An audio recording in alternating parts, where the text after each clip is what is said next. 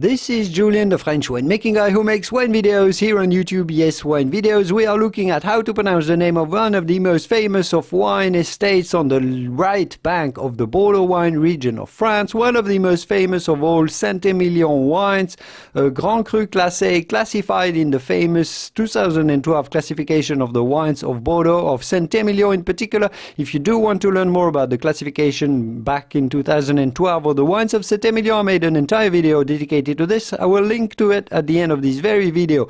But for now, let's stick to Château Faugères.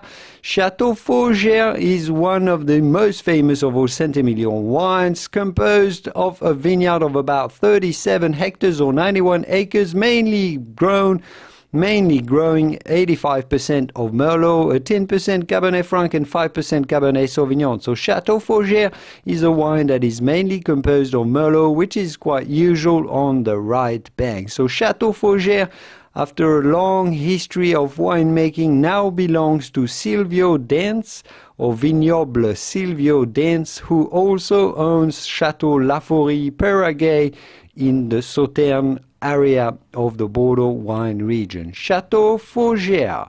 Château Faugères, the typical French pronunciation, Château Faugères.